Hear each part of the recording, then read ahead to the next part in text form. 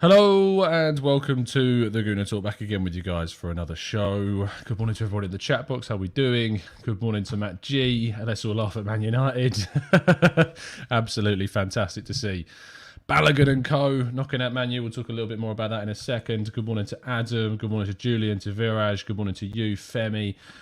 Thomas Sabol, when Arsenal don't play, I'm lost. I just binged Reacher, so I haven't been to bed yet in Tampa. Well, you're ridiculously late. It's ridiculously late up there.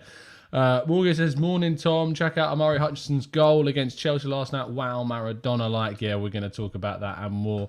Abdullah says, good morning, Tom. Good morning to Gustavo, to Bruce, to Jose, to Jack. Good morning to everybody joining us in the chat box. And Jack became a member the other day as well. Thank you for joining the TGT crew, mate. And everybody else that's joining us in the chat on a Saturday morning. Saturday?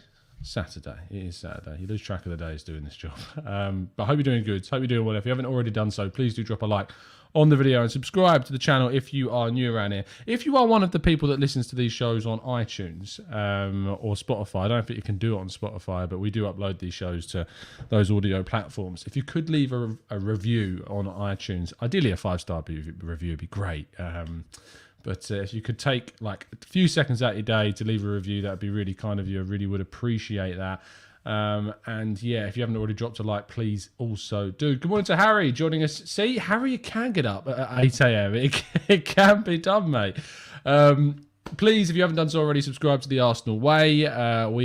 Well, I say we didn't hit anything specific, but the channel's been verified, which is great. Also, I am relatively assured that the six-a-side video is coming out this afternoon, probably around 3 o'clock, I think. So I'll tweet it out, obviously, but the six-a-side game out this afternoon, 3 o'clock. I'm looking forward to seeing what the editors have done with the footage. But that's going to be an interesting watch, so I look forward to tuning in for that. Speaking of even more things to make sure you check out, please do go over and click the link in the description to help support Vinny's Runners, 5 kilometres every day in January. You can help support by just donating to Macmillan Cancer Support. Link, as always, in the description. I didn't work yesterday, so there's no articles to shout out, and we start off with the news that Arsenal's under-23s beat Chelsea 3-1, goals from Orr, Salah-Eddine and Hutchinson. If you haven't seen Salah-Eddine and Hutchinson's goals, they were absolutely excellent. I haven't seen Orr's goal yet, to be fair, so I can't comment on that. And it did rise Arsenal to third in the table. They're 4 points behind league leaders Manchester City.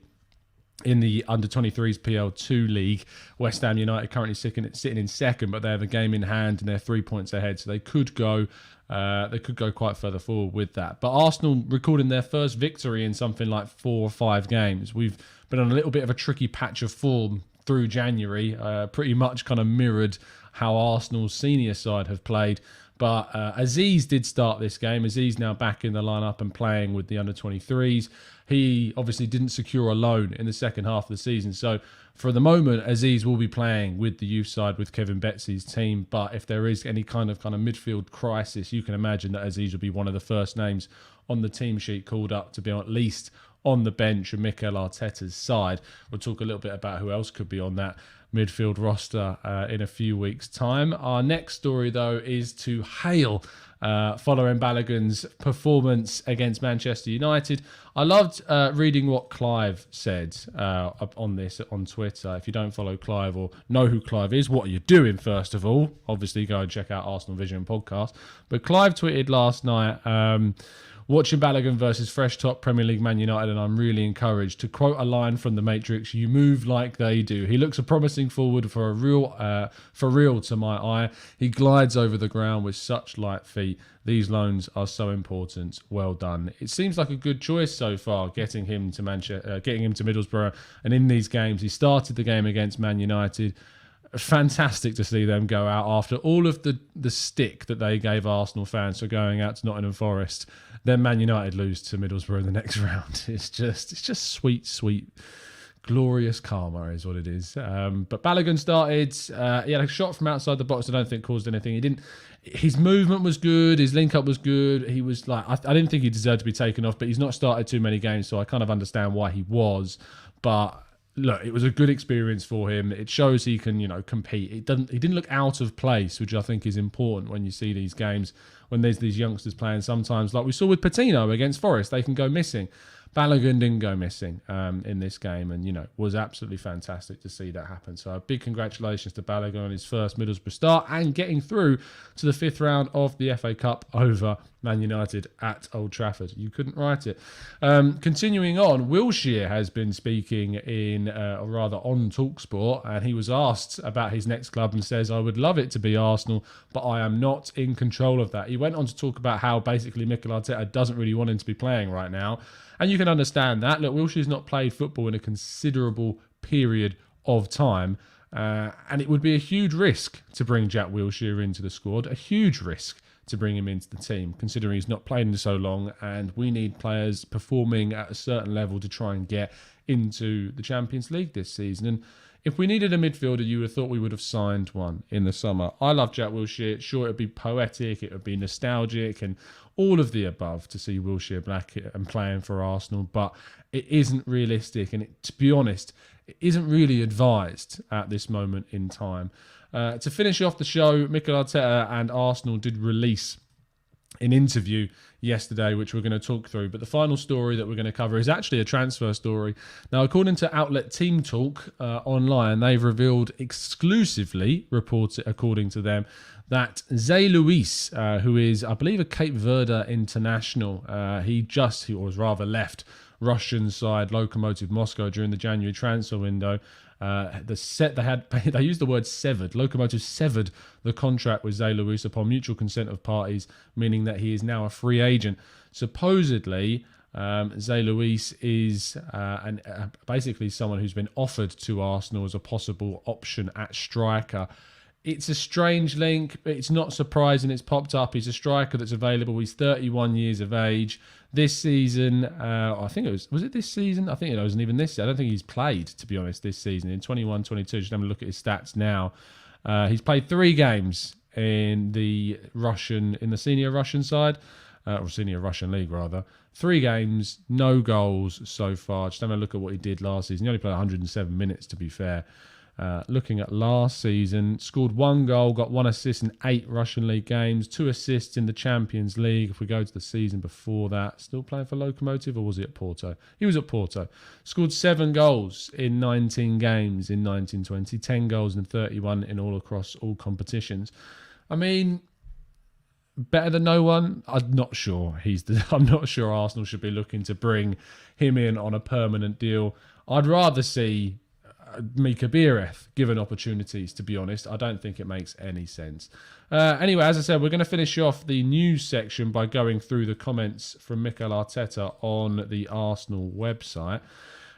He was asked about the objectives of the season. He said, "We have the youngest squad in the league, and that is not a coincidence. We plan to do something like that because we had to rebuild as well that we believe in. We have a full squad of enthusiasm and passion, but with the right amount of quality and experience as well, which I think is very much needed." I'm not sure there is the right level of experience, but quality I definitely agree with. So we are really looking forward to the run-in. We know what the aim is at the end of the season, where we want to be. It's high, but it's possible, and we're going to have a real go in the second half to achieve it. I am very confident because I see how much they want it, and we still have a lot of things to improve. We have lost points that sometimes show the lack of maturity we have in the squad, but at the same time, we won a lot of games because of the enthusiasm, the passion, and the energy they bring to the team. So we have to keep maintaining that right balance and give them confidence. When those players feel supported and know that we are right behind them, they play with no fear. That is when they really fulfill their capabilities and their qualities. It's our job to do it, and the fans have been crucial in that because they have really felt that they are behind them. And Arsenal did return home, and there's lots of images on the Arsenal website of them now at London Colney and training, which is great to see. Still no Tomiyasu, I believe, not pictured in any of the training photos yet on the Arsenal website. All of these are obviously courtesy of Arsenal.com, but there's no indication that Tomiyasu was or has returned to training at this stage, just making some final checks to make sure that I haven't missed any images with Tomiyasu in them. which is annoying and frustrating because it means that we're going to have a big decision to make when we play against Wolves. No, Tomiyasu is still not visible in training as of yet, but there is still a week to go, or less than a week to go, I suppose. Still got like 5 days to go for him to get back fit. And also, Christian Martin says, Tom, is the Reading friendly today? Well, if Harry is still watching in the chat, I know Harry has some good contacts with this type of thing. Hopefully, he can let us know. We are playing Reading in a friendly, and usually that information will leak out somehow. So fingers crossed we do see some information. Anyway, let's go on to the questions in the chat box. So if you have any questions for this morning's show, please do throw them in, and we'll do our best to answer them.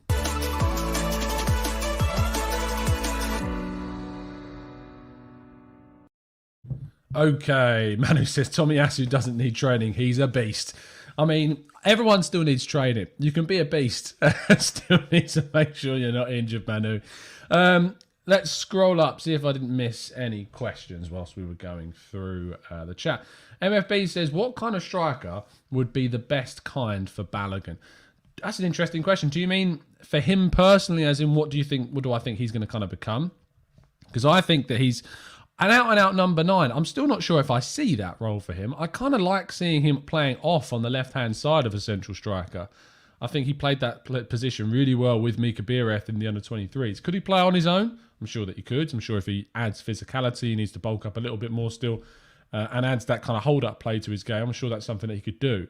But I really like his link-up. I really like his passing. I like him playing off to the left-hand side. He's got that Thierry Henry-esque style finish when he does play onto the left-hand side. So maybe that's something that we'll see from him in the future. Not a question, Tom says, Temi. Just loving your work and content. Thanks, mate. That's really kind of you. What I will say is last night we did our first Twitter space. It was great. I've never done a Twitter space before. But we had probably about 80 people watching, I think at maximum at one point. We had about 10, 12 different speakers that are on. I want to do that more regularly because it was great. There was some really good discussions, really good kind of differing points of view that was discussed without shouting, without insults, without condescending comments or anything like that. It was just a really strong debate and conversation about where Arsenal are. I was debating doing something like TGT Tuesdays or TGT Twitter Space Tuesdays, something like that, maybe every week on a Tuesday at a certain time so you know when it's going to be and you can get involved with it. But we'll try and work something out because I really did like it. I was going to do a second stream, but then I realised that the Middlesbrough game was on and I wanted to watch it. So didn't end up doing the second stream, but it was great.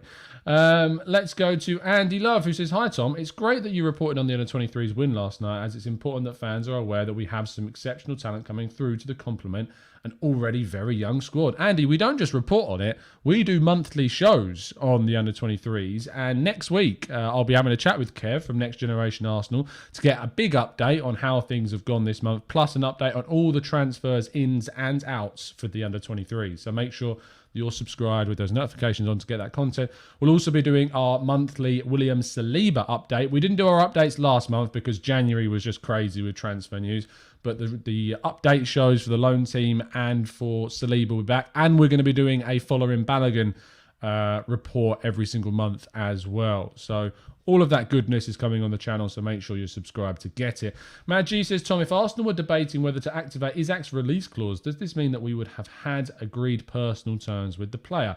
Wondering if we are the first in line for the summer. Look, Isaac, however you want to pronounce it, did a really kind of different interview the other, I think it was only a few days ago, where he basically talked about that he didn't really know what the future holds. He seemed very open to moving on from Sociedad, despite saying that he was happy there. What I think this means, if we'd have activated the release clause, I have no doubt in my mind that he would have up sticks and left and joined Arsenal. But we didn't, and quite rightly that we didn't, because he isn't worth that £75 million.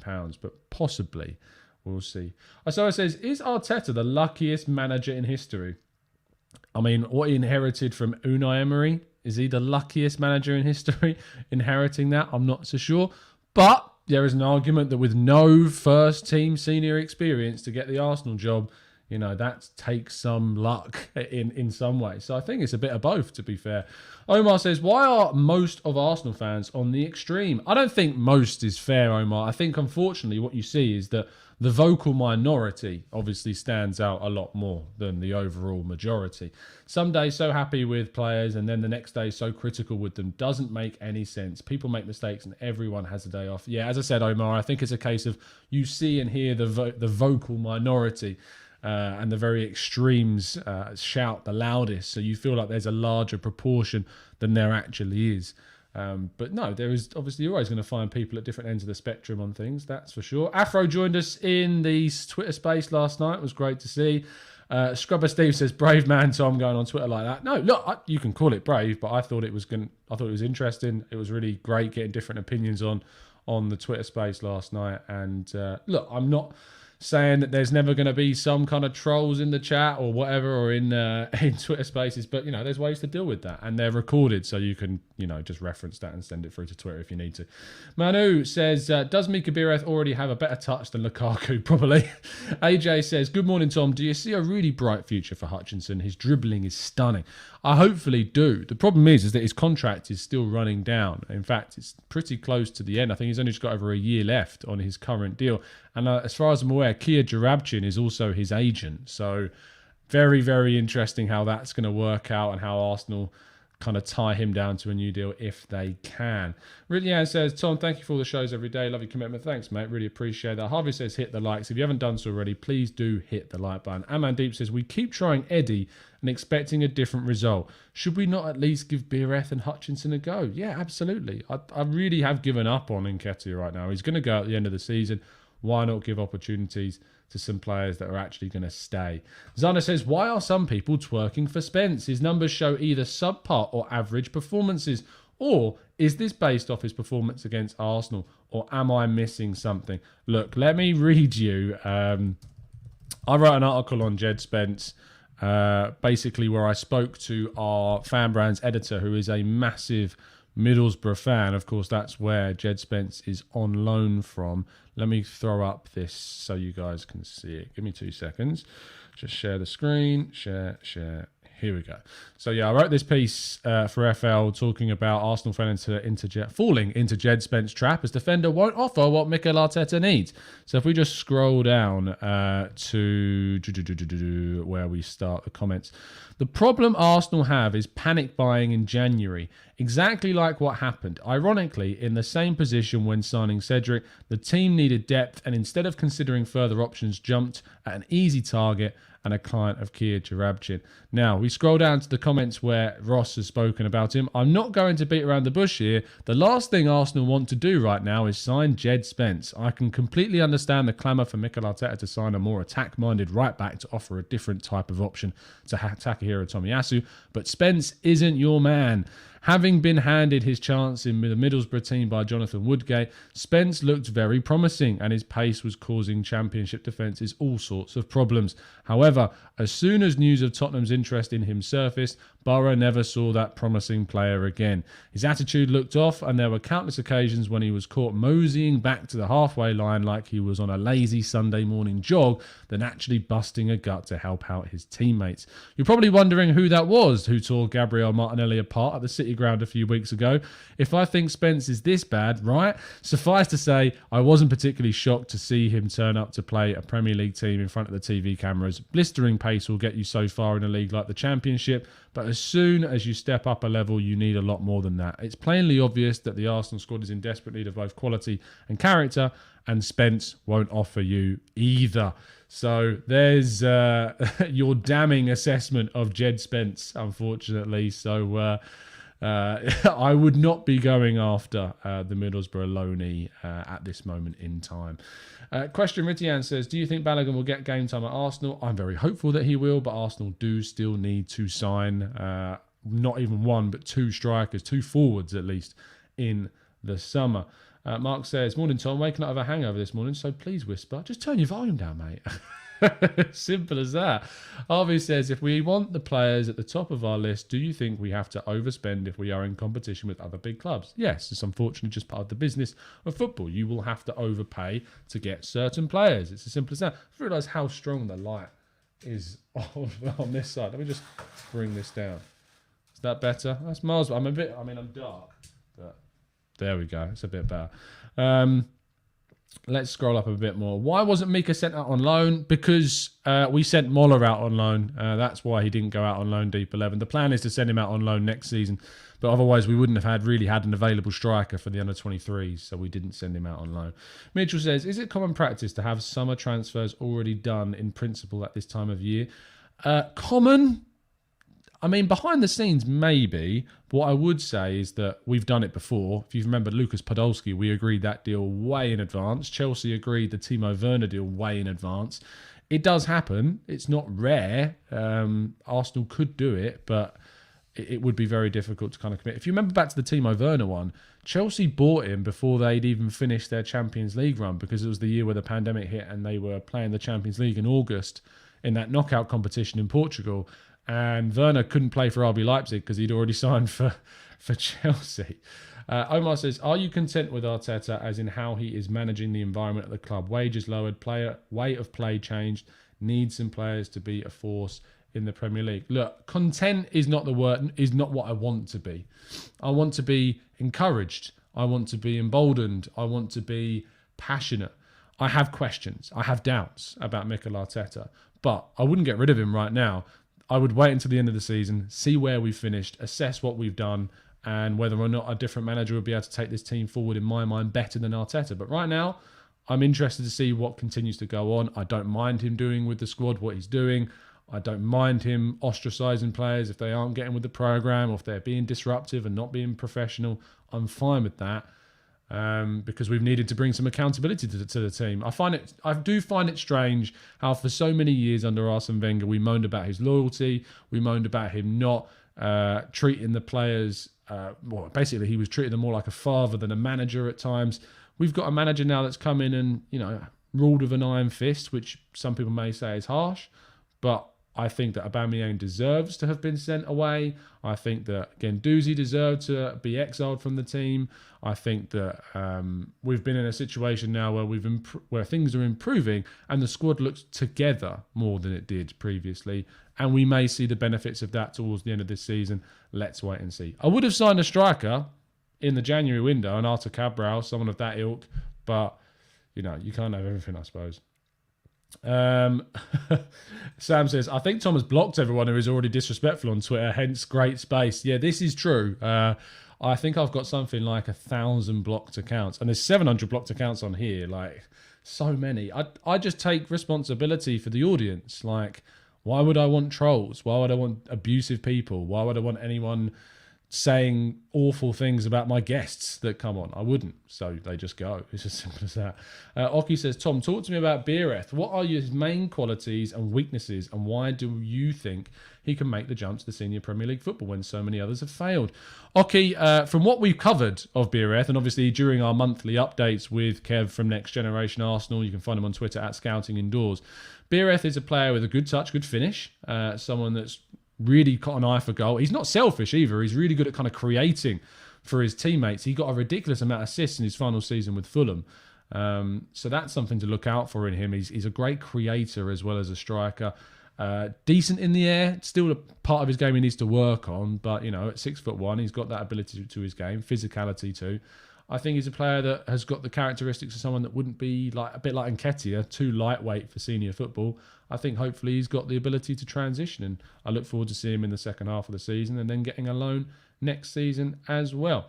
Aditya says, I would surely go to the free agency market for a central midfielder. So many of them on the market, and looks like we could find some bargains. Yeah, you look at the likes of Corentin Tolisso as an option. Maybe that's someone that we could look to. Mazraoui at right back as well is another one as well. Viraj says, why would Saliba want an extension when he's unlikely to start for us? He knows he can walk into most teams that he could go to. You've got to fight for your place. You can't be guaranteed of a spot. And I think that hopefully Mikel Arteta can make sure that he's assured that there is a route for him into this Arsenal first team. He can fight with Saliba, he can fight with Ben White, he can fight with Gabriel. We could go to a back three. There's options in the European games that you hope we'll be qualifying for next season. The cup competitions too. Sign a new deal, sign a 3-year extension, and then, if it's not working out, you can be sold.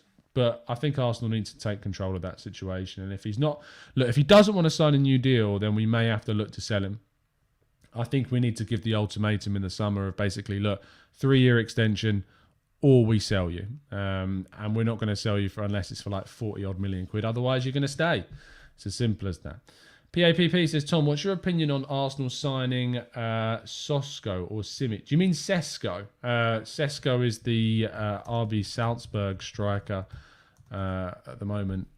Benjamin Sesko. He's basically starting quite a few of their games. 7 goals, 6 assists, 24 matches. He's only 18 years of age. One to watch. I think it's a bit too early to bring him in at the moment. I think he needs a year, 2 before he starts thinking about, probably 2, maybe even 3 years before we start thinking about a move. But Sesko is certainly one to keep your eye on. I've mentioned him before on the show. So do keep your eye on Sesko, Benjamin Sesko at Red Bull Salzburg. He's the next one. Next striker after Adeyemi that's coming through with Sekou Koita as well. Paul James says, if we offload Pepe, would Amari Hutchinson be a good replacement? Seems to be everything Pepe is, but press is better and control is exceptional. Why is it telling me I've only got 2 people watching? That's weird. On YouTube, it says 439 are watching. For some reason, it says 2. On my screen, it says 2 people are watching up there. Let me know if the stream's still going, because I don't know why it only says 2 people are watching. I've got the YouTube stream next to me, and it says it's working. So I'm hoping the stream's still going. Paul James, though, says, if we offload Pepe, would Amari Hutchinson be a good replacement? Seems to be everything Pepe is, but press is better and the control is exceptional. Look, I think that Amari Hutchinson has the potential to be an Arsenal first-team player in the future. But, you know, it's still very much a player that can offer Arsenal technicality, good dribbling skill, close control, directness, and a good finish. And that's why I was kind of really frustrated that Arteta didn't bring on Amari Hutchinson in any of those games that he was on the bench for. He can do something. He can question defences. He can make stuff happen. Why didn't we give him a chance? That's really frustrating for me. Yeah, it seems like you guys are still tuning in and watching. Very odd. We were going to wrap things up anyway, but very strange. Even YouTube says 1 watching now. That's really strange. I don't know what's going on. Anyway, we're going to wrap things up. Thank you so much, guys, for tuning in. And do drop a like on the video. The 2 people that are supposedly watching this stream, don't know what's happened there. But have an absolutely fantastic Saturday. I'll be back tomorrow for the next morning show. I want to do another podcast at some point. I haven't done an afternoon show in ages, but we'll obviously be bringing that back and more next week. It's been tricky because there's no Arsenal playing at the moment. So that's kind of the problem for us right now, is there's no one playing for Arsenal. But there's games this weekend. FA Cup's on. Fingers crossed the teams that we're facing, Wolves, get a few issues. I'm just going to be very blunt about that. I hope they get some issues. I don't want their players playing against us in midweek. Let's see what happens. Thank you so much for tuning in. Do drop a like before you leave. Subscribe if you're new. And as always, up the Arsenal.